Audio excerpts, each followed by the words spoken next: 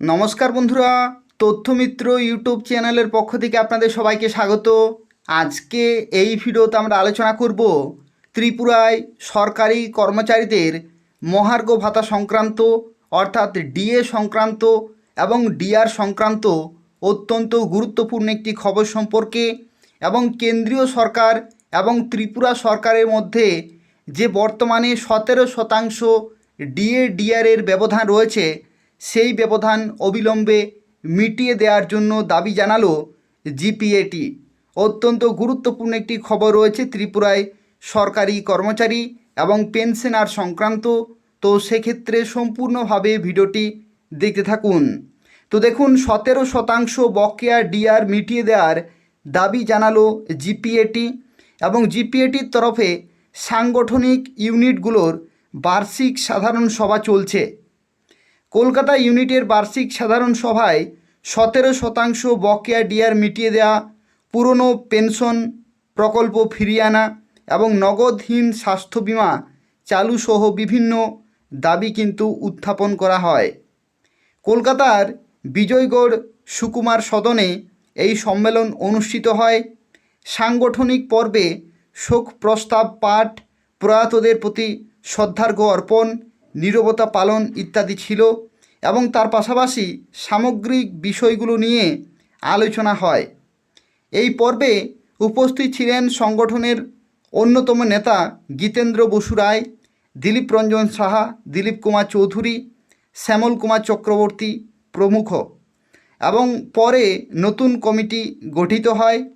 সভাপতি, সম্পাদক ও কোষাধ্যক্ষ নির্বাচিত হন যথাক্রমে প্রদীপ কুমার ভদ্র, দিলীপ রঞ্জন সাহা ও দিলীপ কুমার চৌধুরী। সমাপ্তি ভাষণ দেন সুকুমার দাস। তাছাড়াও উপস্থিত ছিলেন সুকেশ রঞ্জন ভট্টাচার্য সহ অন্যান্যরা। অর্থাৎ এই যে দাবি, এই দাবি হচ্ছে যে বকেয়া 17% ডিআর সেটা কিন্তু অবিলম্বে মিটিয়ে দিতে হবে সরকারকে। এই রকমই দাবি জানিয়েছে জিপিএটি নেতৃত্ব। তো সেক্ষেত্রে দেখা যাক পরবর্তী আরও কী পদক্ষেপ নিচ্ছে জিপিএটি এবং সরকার এর পরিবর্তে কি ঘোষণা করছে সেটাই কিন্তু দেখার বিষয়। কারণ সরকার কিন্তু 2018 সাল থেকে প্রতিশ্রুতি দিয়েছিল যে কেন্দ্রীয় হারে ডিএডিআর প্রদান করা হবে, অথচ 2018 সাল থেকে দীর্ঘ সময় পেরিয়ে গেল, এখনও পর্যন্ত কেন্দ্রীয় হারে ডিএডিআর কিন্তু প্রদান করা হচ্ছে না। এখনও কর্মচারীদের 17% বকেয়া ডিএডিআর কিন্তু রয়েছে এবং তাতে আর্থিক দিক থেকে প্রত্যেকটা সরকারি কর্মচারী এবং পেনশনার প্রত্যেকে কিন্তু ক্ষতিগ্রস্ত হচ্ছেন।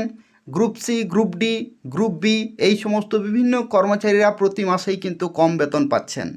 তো সেক্ষেত্রে এগুলি বিচার করে বর্তমান সরকারকে অবিলম্বে আরও ডিএ কিন্তু ঘোষণা করতে হবে, এরকমই দাবি জানিয়েছে জিপিএটি কর্তৃপক্ষ। তো অত্যন্ত গুরুত্বপূর্ণ একটি খবর রয়েছে, দেখা যাক পরবর্তী কী ঘোষণা করছে সরকার, সেটাই কিন্তু দেখার বিষয়। এবং পরবর্তী পদক্ষেপ জিপিএটি কী নিচ্ছে বা বিভিন্ন সংগঠন কী নিচ্ছে সেগুলো আমি আপনাদের সময় মতো জানিয়ে দেব। তো সেক্ষেত্রে তথ্যমিত্র চ্যানেলটি নিয়মিত ফলো করতে থাকুন।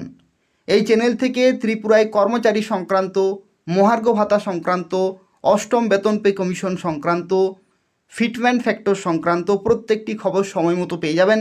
অবশ্যই চ্যানেলটি সাবস্ক্রাইব করে রাখুন। ধন্যবাদ।